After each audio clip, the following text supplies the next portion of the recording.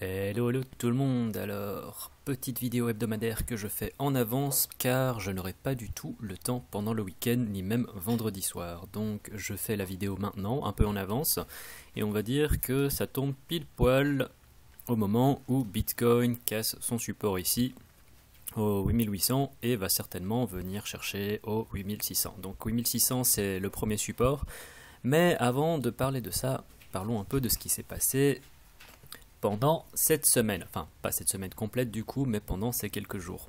Alors la semaine passée, je vous parlais du fait qu'on atteignait sur beaucoup de cryptos des niveaux très bas. Et le Bitcoin, en fait, lorsqu'il est venu chuter ici aux 7300 quelque chose, eh ben, les alts en même temps, ils étaient aussi sur des niveaux très bas et ils ont engendré un rebond qui, sur certaines cryptos, était vraiment très conséquent. Donc la semaine passée, je sais plus où est-ce qu'on était, je pense qu'on était aux alentours ici. On est venu chuter jusqu'au 7300, 7320. Moi j'étais en train de dormir. Enfin je crois que je sais pas si j'étais en train de dormir, mais j'ai l'impression qu'à chaque fois qu'il se passe quelque chose, je suis en train de dormir. Ou bien je suis pas devant le PC.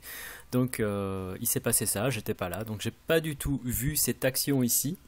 Et puis on est revenu monter en l'espace de 2 heures de 10% sur le Bitcoin, donc c'était véritablement assez conséquent, aussi avec des volumes assez intéressants. Et moi je pense que là le niveau à 7003, eh ben, ça crée quand même un bon low. Donc ce qui me fait plaisir pour revenir à ça, c'est qu'ici on avait une zone à 6000, et ici on est venu taper, on a encore un plus bas, mais qui est plus haut que les 6000, donc à 7003. Et on a eu aussi pas mal de supports. Donc il y a de fortes chances pour que ce plus bas ce soit un plus bas au plus bas, si je puis dire. Donc à moins qu'on véritablement connaisse un crash avec des régulations venant de la part de tous les pays, voire un bannissement. D'ailleurs par rapport au G20, bah, bonne nouvelle, il n'y a pas de régulations supplémentaires qui vont s'appliquer. On va simplement garder les règles qui sont en vigueur en ce moment, du moins jusque juillet d'après ce que j'ai compris. Mais il faudra se tenir au courant de toute façon. Juillet, l'air de rien, dans les cryptos, ça fait assez long, ça fait 3-4 mois et il peut se passer des choses d'ici 3-4 mois.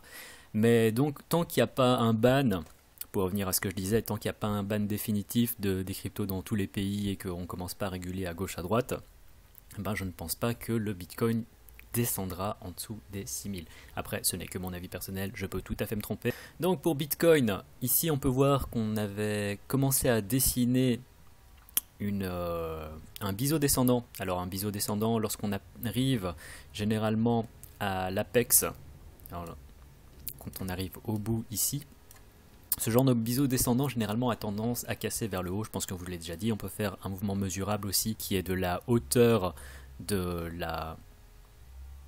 qui est à la hauteur de sommet jusqu'à la base ici, et on le reporte à la cassure. Alors si on reporte à la cassure, dans ce cas là on a une target qui se dessine presque aux 10 000. D'ailleurs il faudrait que je regarde un peu si on fait un retracement de Fibonacci. Si on fait un retracement, on peut voir aussi que ici, donc cette target elle nous met aux 10 000, que les 10 000 ça nous met aussi sur le 0.618 du Fibonacci. Donc ce sont des levels, des niveaux qui correspondent. Enfin, dernière chose, ici on a quand même une grosse résistance avant la zone des 10 000. Est-ce qu'on peut l'atteindre? Là on va dire que pour le moment j'y crois encore, dans le sens où même si on est dans cette chute en ce moment, je pense qu'on peut encore atteindre ces niveaux. Ce genre de petite correction, pour le moment c'est simplement une petite correction, c'est tout à fait normal, surtout vu la montée qu'on a connue, qui l'air de rien était de presque, ça doit être 25% en moins de 3 jours. Donc c'était assez conséquent, et donc on va dire que la correction qu'on connaît ici, tant que l'on tient en premier support à 8600 et puis le deuxième à 8300, pour moi je ne me fais pas trop de soucis, je pense qu'il est toujours possible qu'on en vienne taper dans les 10 000. Après, comme toujours, on n'y est pas encore. Il y a d'abord un niveau, tout d'abord ce niveau ici, cette première résistance qui s'est créée aux alentours des 9100 à casser. Ensuite, il y a 9003, 9006. Bref, on a quand même pas mal de résistance à casser avant d'arriver aux 10 000. Ça, c'est ce qui se passe si maintenant on connaît de bons supports puisqu'on vient consolider, qu'on remonte. Si on vient casser vers le bas, donc je viens de parler de ce support au 8003, ensuite il y a ce support au 8006 qui se forme. Si ça casse, vous voulez pas que ça casse de toute façon. Voilà, j'ai un peu nettoyé mon graphique, et donc si on vient casser encore en dessous des 8003, vous ne voulez pas de toute façon que ça se passe, eh ben, ce sera 7800. Mais après, que ce soit vers le haut ou vers le bas, on n'en est pas encore là. L'air de rien, Bitcoin, on va dire jusqu'à encore 1 heure, se portait pas mal, que ce soit sur le daily ou sur le 4 heures. Là, on peut voir qu'on est quand même repassé en dessous de la 10 EMA, donc c'est pas génial, mais on va dire que ça fait partie de la correction. Je préférerais dans l'idéal qu'on reste au-dessus de cette 10 EMA, mais là, l'air de rien, si l'on accepte cette barre ici, on a connu quand même 3 jours de montée qui étaient assez conséquentes, et un pullback est tout à fait normal. Après, il faut voir où est-ce que ce pullback va nous emmener. D'ailleurs, pour rappel, n'oubliez pas qu'on est toujours au sein de cette gigantesque downtrend ici. Alors, je ne sais pas pourquoi. Voilà. N'oubliez pas qu'on est toujours au sein de cette gigantesque downtrend, et tant qu'on n'a pas cassé cette downtrend, eh ben, on est toujours dans un bear market. Pour le moment, ici, ce n'est simplement qu'un rebond. Donc voilà, ça c'était un peu pour voir ce qui s'était passé. Je vous ai donné un peu ce qui pouvait éventuellement se passer, que ce soit vers le haut ou vers le bas, avec les niveaux de résistance et de support. Regardons un peu ce qui s'est passé sur, et ce qui peut se passer sur les autres monnaies. Alors, commençons par Bitcoin Cash. Alors, Bitcoin Cash, bon, comme toujours, un rappel. Tout ce que je dis ici sur les autres cryptos, donc sur les alts, etc., il faut garder à l'esprit que ça dépend fortement de ce que va faire le Bitcoin. Donc si le Bitcoin se casse la gueule, eh ben, il est fortement possible que tous les autres alts se pètent la gueule aussi. Alors Bitcoin Cash, ici on peut voir qu'il y avait une formation de bull flag que je trouvais intéressante, mais qu'on est venu casser vers le bas, la photo Bitcoin.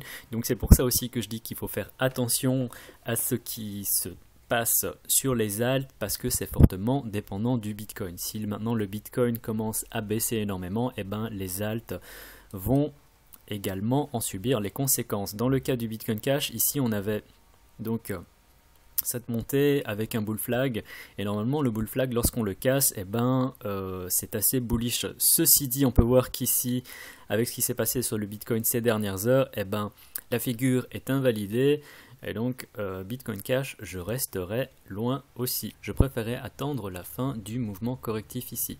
Donc Bitcoin Cash, ça va être tout ce que je vais dire, parce que finalement c'était simplement pour vous dire qu'il y avait cette figure qui se formait, et c'est pour ça que je suis content, l'air de rien, que la correction se passe après ou pendant que je fasse la vidéo plutôt que juste avant, parce que du coup ça invalide un peu tout ce que je peux dire.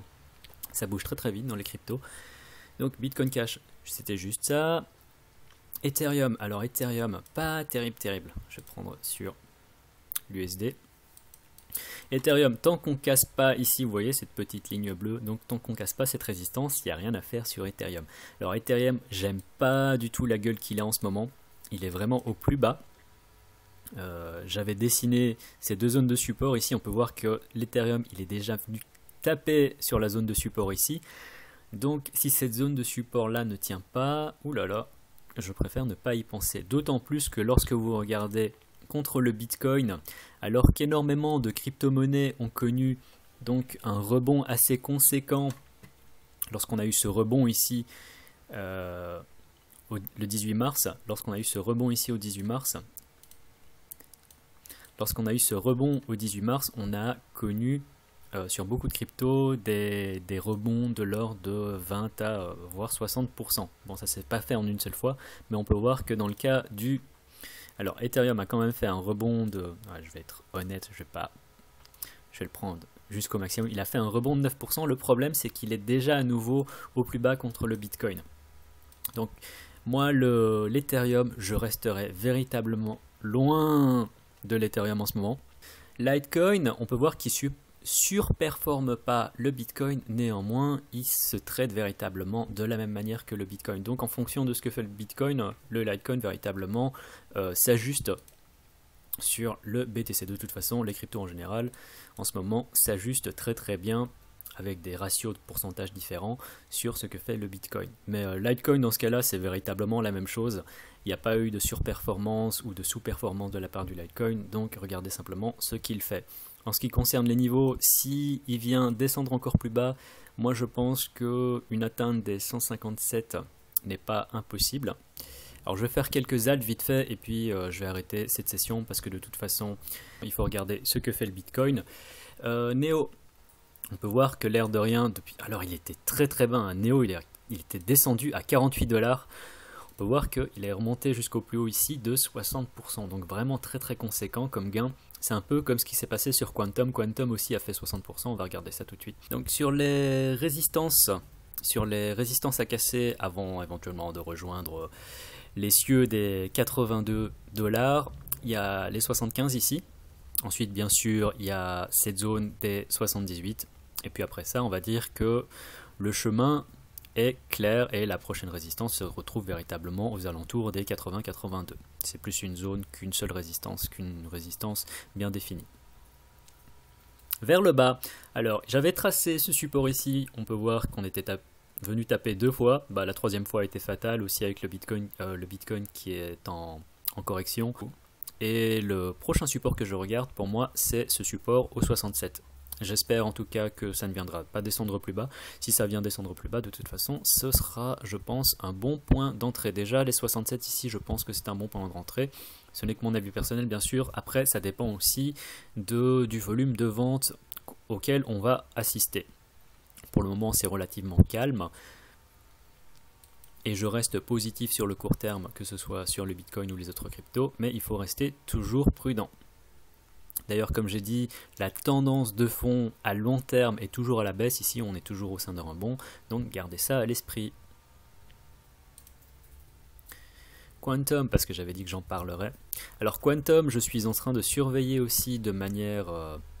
je suis en train de surveiller de très très près ce qui se passe. On peut voir que en une journée et 10 heures, il a gagné 71%. Donc Quantum, c'était vraiment pas mal comme rebond. Alors si on regarde sur le daily, on va se dire que c'était plus que dû quand même parce que il était en downtrend depuis déjà assez longtemps. Voilà, on peut regarder ça. Après, c'est peut-être pas autant en downtrend que ce que connaît le Bitcoin, l'Ethereum. Si on regarde l'Ethereum sur le daily, il a fait beaucoup plus que ça. Alors, je crois que le pire, c'est contre l'USD. On peut voir véritablement. C'est pas super joli à voir. Depuis les hauts, ici, on a corrigé de 68%. Donc, véritablement assez conséquente la correction que connaît l'Ethereum. Mais revenons à Quantum. Quantum, alors, je vous parlais du fait que je surveillais un peu ce qu'allait faire Quantum. On peut voir qu'il est... Moi, je vois ça comme un biseau. Il faut regarder ce qui se passe aussi par rapport au Bitcoin. S'il arrive à casser cette résistance ici, il pourrait remonter plus haut et je pense qu'il pourrait éventuellement remonter ici à son ancien point, ici, ce qui ferait l'air de rien quand même une remontée de l'ordre de 17 à 18%. Donc je surveille Quantum, s'il ne tient pas son support, il faut regarder ici par rapport aux différents supports que l'on a.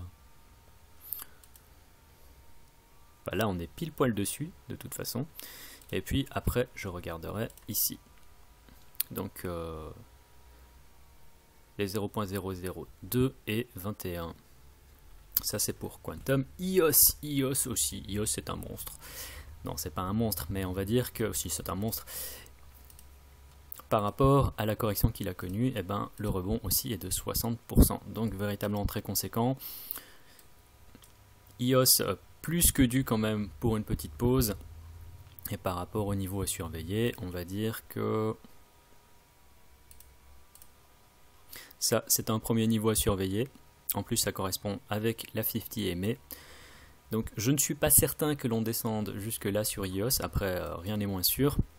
mais toujours à surveiller. Ce genre de petit pullback, si on vient pas descendre plus haut, honnêtement, ça peut être des bons. Si on vient pas descendre plus bas, ça peut être des bons points d'entrée, parce que EOS, l'air de rien, quand vous voyez le volume qu'il y a eu ici, c'est véritablement très très conséquent. Je sais pas c'est quand la dernière fois qu'il y a eu autant de volume sur EOS. Il faut monter à janvier. Ouais, bon, il y avait quand même plus de volume ici. Donc EOS, si on regarde aussi sur le daily, alors je suis en 4 heures, je suis pas en daily, pardon, on peut voir qu'il y avait cette énorme, gigantesque downtrend qu'on est venu casser ici, donc ça c'est très très bon signe. Et quelle cassure. Donc tous ceux qui n'ont pas pris le train en marche, honnêtement, soyez patients. Ce n'est pas parce que là il y a quelques alts qui commencent à remonter, qu'on connaît quand même l'air de rien des remontées de 60 à parfois 70%, qu'il faut se jeter dessus. D'autant plus que là, le Bitcoin, il est en train de corriger. Après cette correction, il a l'air toute petite, on est déjà en train de remonter. Permettez-moi de regarder vite fait. Alors, lorsque je suis en live comme ça, j'aime bien regarder sur des unités de temps plus petites. Donc, ouais, le niveau de résistance sur le court terme, là, il est véritablement 8800 si on arrive à passer au-dessus. Bon, ça voudrait dire que ici, on était déjà... Ça, c'était le plus bas de la correction. Après, on n'y est pas encore. Donc, on attend. J'étais sur EOS, j'ai fait, Neo j'ai fait... J'ai encore parlé de Cardano et d'Icon, et puis j'arrête. Donc, Cardano aussi, véritablement en downtrend depuis très très longtemps. Donc ici, je pense qu'on a connu un bon plus bas. L'air de rien... Tant mieux parce que en dessous de ça, on a le point, le prochain support en dessous de ça, ça revenait à un 1200 Satoshi. Et ce 1200 Satoshi, je pense que voilà, c'est lorsque Cardano a été mis en vente sur Binance. Donc c'était véritablement revenir sur des niveaux très très bas. Et je pense qu'ici on connaît quand même, je pense qu'ici on a quand même un très très bon plus bas pour Cardano. Sur le RSI, que ce soit sur le 4 heures, sur le daily, on était quand même très très en survente. Donc ce genre de rebond était plus que dû. Et voilà. Donc Cardano, véritablement, ça fait plaisir. Les prochains niveaux, le prochain niveau tout simplement de résistance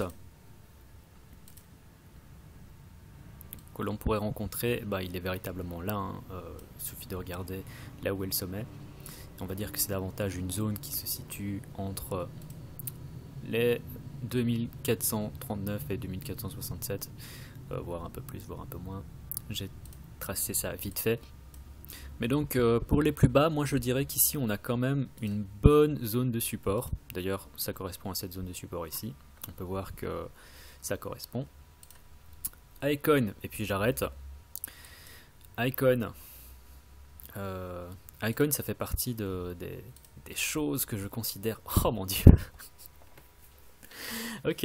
J'avais pas fait le calcul, mais du coup, il a fait un 100% en 3 jours. Donc Icon, très très fort. Ça fait partie, donc j'allais dire, des cryptos que j'ai dans mon portefeuille long terme. Et donc par rapport à la correction qu'on avait connue depuis les plus hauts, je pense qu'il y a eu 80% de chute. Ouais, 76%. Donc on va dire que le rebond, il était aussi plus que dû. Après, c'est un mouvement, une dynamique générale qui s'est passée sur le Bitcoin, aussi le fait que FSB aussi a déclaré qu'il n'y aurait pas de nouvelles règles, de nouvelles régulations. Tout ça, ça fait que Icon a monté comme ça. On peut voir aussi que ça fait déjà 5 jours qu'il est dans le vert. Regardez-moi cette barre de volume énorme. Sur Icon, je pense que c'est la première fois que l'on a connu des niveaux aussi hauts, si l'on accepte ici. Donc il y a véritablement une grosse peur de la part des acheteurs de passer à côté d'une valeur aussi basse sur Icon, ce qui explique, je pense, ce genre de volume véritablement très très conséquent. Il s'agit véritablement de FOMO pur et simple. Donc Icon, je me ferai pas trop de soucis non plus. Par rapport au support et résistance, ici on a véritablement une résistance, on peut voir. Et par rapport au support, Il faudrait que je regarde un peu plus loin. Mais je pense pas qu'on vienne. on redescend d'aussi bas. Je pense que ici aussi on est en train de connaître éventuellement un bon point d'entrée. Après on ne sait jamais, ça pourrait descendre encore plus bas, donc toujours regarder un peu par rapport à ce qui s'est passé auparavant. Donc voilà, ça c'était vite fait pour les supports et résistances.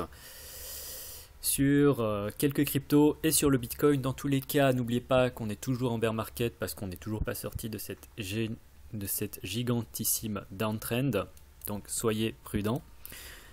Ceci dit, moi je suis sur le court terme très positif et je pense que l'on peut encore venir atteindre les 10 000, ce malgré la petite correction qu'on est en train de connaître en ce moment.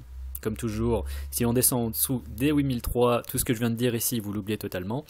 Mais c'était simplement pour vous donner quelques news.